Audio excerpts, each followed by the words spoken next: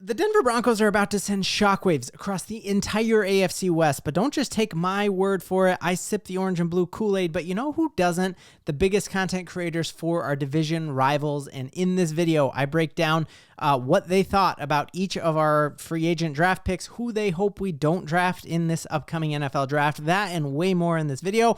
If you like this type of content, we'll be streaming once a week on Graphic Raiders channel. I will link to that in the description for this video, and then I'll be doing recaps, but without further ado, let's let it breathe.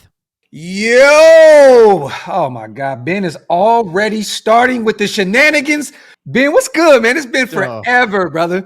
Dude, like, you all gotta admit, like, the Broncos friggin' won free agency, right? Like, we just absolutely crushed it. Dar, shout out to you guys. I know you got some offensive line help. Oh wait, you signed a backup from San Francisco and you shipped off your starting left tackle. And Graf, I mean, you guys cleaned up in the offseason, right? You went in having the second most money other than the Patriots, and you came away with like all these dudes that none of us can name. But I can't wait to tell me who they are. I'm good. Like, I was confident last year. It doesn't even touch how I'm feeling about this year, boys. Ben, you're not even going to finish top 2 in the division. So yes, yes, we will. We will, bro. We got Hufanga. We got Drake Greenlaw. We got a Joker, baby. Like a 40-year-old Evan Ingram. Well, I mean, you're already the hopium is already in the air with Ben. I mean, crack. Darce, you know how this goes with Ben, right? This is going to be the funnest 15-minute segment of this show right here, because it's just going to be Super Bowl, baby. Super Bowl. I already know, but I want to start off with Ben, man. How are you feeling about the moves? Because you guys made a ton of moves out there in Denver, man, with that money you guys had at your disposal. Yeah, man, I could not be higher. So the Denver Broncos finished last year top 3 defense in every single metric, and our only holes on defense was that we struggled at inside linebacker, and we had a safety who I loved, PJ Locke, but he just wasn't him. And we upgraded both of those positions with Dre Greenlaw. Yeah. Just a game wrecker. When he was playing the first half of the Super Bowl against Darcy, he held Travis Kelce to 1 catch. He pops his Achilles. Travis Kelce ends up with 7 catches. First half trophy. Oh, but I'm just saying, like, when he went out after blowing it, the Chiefs ran away with it. Like, if he stays healthy for that Super Bowl, they don't win it. And the San Francisco 49ers wanted these dudes back so bad that they literally send Kyle Shanahan and John Lynch on a plane to Texas to be like, hey, boys, hold up. We need you back. So a top 3 defense just gets better. And if I could rip this shirt off right now, I would, but I don't have that kind of upper body strength. And then on offense, we haven't had a tight end since Julius Thomas. And you still don't have one. Yes, we do. We have a Joker, bro. Like, Evan Ingram is him. A fat, out of shape slob? What are you talking about? Dude, you're kidding. Oh my. Okay, God. Jake, you can't even talk because he went to the Chargers and did their Charger facility, and he came and he quoted and said the only thing that the Chargers had was Phillip Rivers' kids were there, and it took him like 20 minutes to run down the tunnel of Phillip Rivers' kids, and that was it.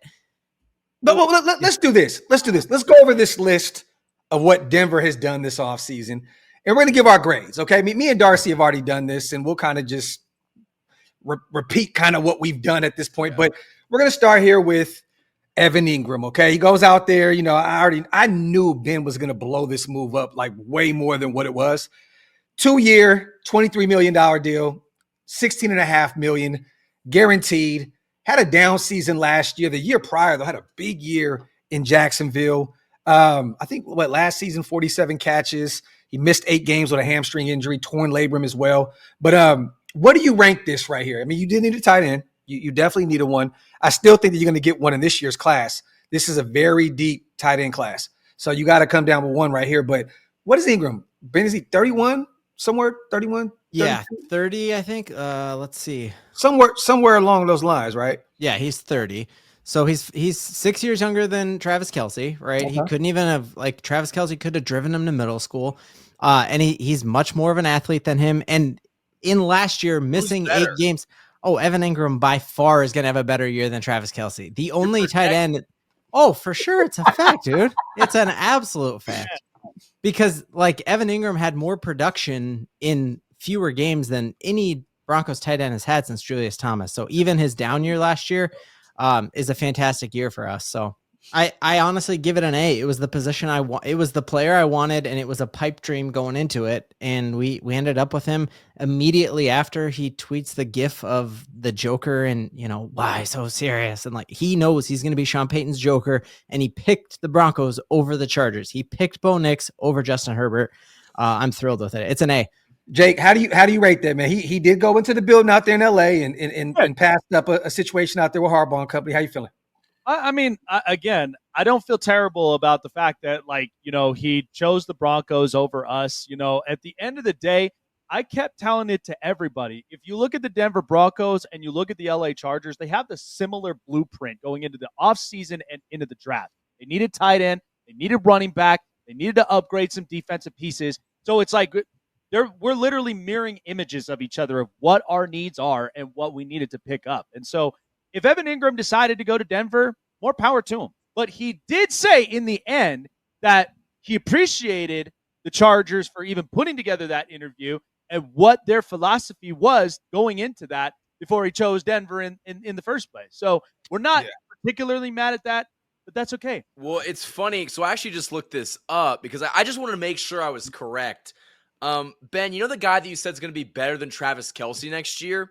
He was he was actually worse than our second tight end, Noah Gray, who had more touchdowns, more yards, and more catches than he did last year. Yeah. So I don't look think at that's it on like a per game basis, bro. And he doesn't have like friggin' Legolas Trevor Lawrence throwing him the ball. Okay. Oh my gosh, he had more catches for fewer yards and fewer touchdowns. Sorry. Hey, but he didn't have the GOAT Bo Nix throwing him the ball, though, right? Facts. Graf has my back. Hey, man. I mean, you can smoke crack before the draft. I mean, you can do that. So truly, it is good to hear other people's opinion because I'm just so insulated in that orange and blue Kool-Aid that I thought everyone was like, "Oh, you stole free agency." So you guys really don't think he's that good? No. Evan Ingram? Yeah. No. I think he does a service to the offense considering what y'all had with little Jordan Humphrey and then even with Greg Dulcich up at the time. But is it enough to move me? No. I definitely think it's an upgrade from what you guys have had, definitely. But I just don't think that this moves the needle. I honestly, I don't. This is not. When you kind of complain about age with Travis Kelce, which I think is a fair criticism because he is 36 years old, but you get someone that's not that much younger and he hasn't been better. Yeah. Like, if you guys draft a tight end, have one or two breakout seasons. I mean, he's had years where he's had a few. Yeah, I mean, he had a year that's better than any year Travis Kelce has ever had. He had a year where he had 117 catches, I think. Are you on crack? Well, let's get to the but while you look for that fake article that you threw out into the universe, honestly, I think the best move for you guys was Dre Greenlaw. That was a guy that I wanted in the silver and black bad. Linebackers is a situation that is very, very bad for us out there in Las Vegas. We did go out to get a Landon Roberts, and we brought in Devin White on a one-year deal, no guarantee money. But Greenlaw was the guy, like the big money guy for me at the linebacker position. Denver steals him from the Niners, like you said. The coaching staff, the regime was trying to keep him in the building. It was too late. Greenlaw already made his mind up that he was going out there to Denver. How do you feel about this move? I definitely think that if he can stay healthy, this kind of takes that defense to another level this upcoming season.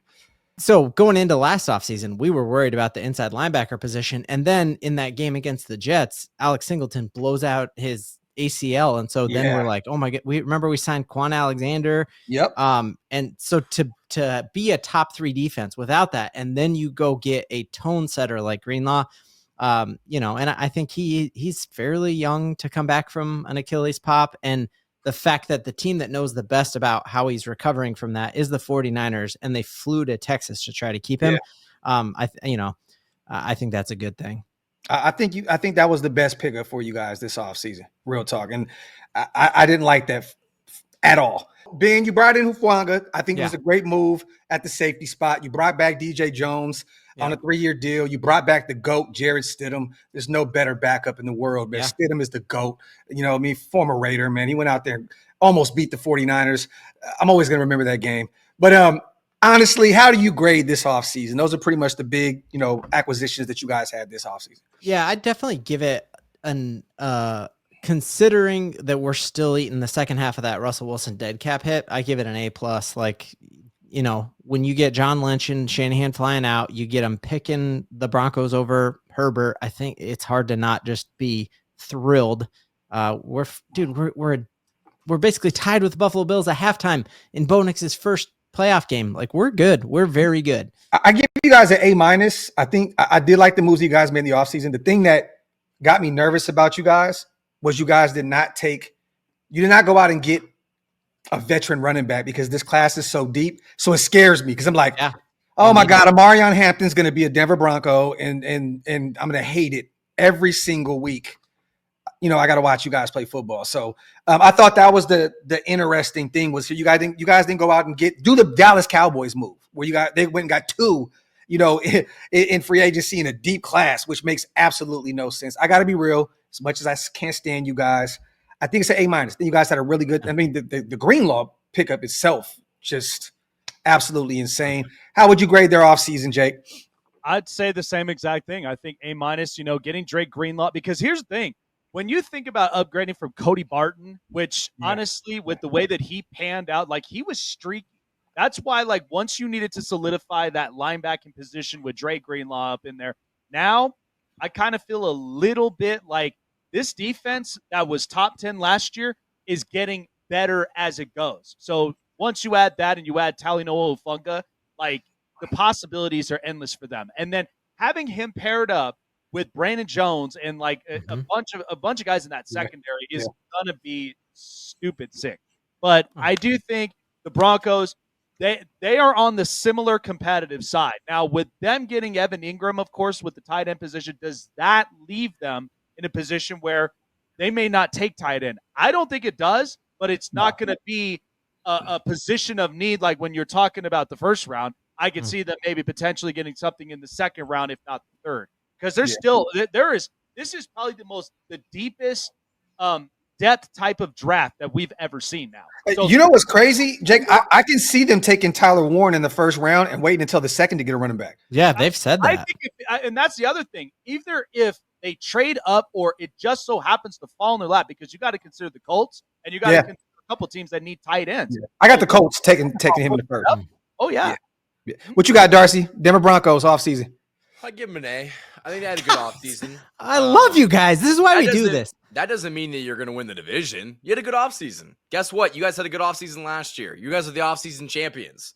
Like, congrats. And last year it resulted in a first-round playoff loss. Well, making the playoffs, bro. I guess it's all about perspective. It's all about how you look at it. Despite that Travis Kelce take you had for Evan Ingram, he still managed to give you an A, Ben. I know. That was maybe the dumbest thing I've ever heard. When you hear a Raiders fan, a Chiefs fan, a Chargers fan all give unanimous A's to your Denver Broncos, like, it reminds me of my transcript at Thornton High School. Just all A's. Okay, I know it's a big deal. But it's incredible, guys. It is a fantastic time to be a Denver Broncos fan. We made the playoffs last year. We dominated free agency. If Sean Payton has like a halfway good draft this year, the Denver Broncos are going to be AFC West division champs, and that's something we can all believe in. If you like that show, I linked to the whole thing in the description of this video. There is a content warning. There are a couple colorful words not uttered by Sports Talk Denver, of course, but by the others, so don't listen if you got kids in the car, but we got a ton to believe in. Come on.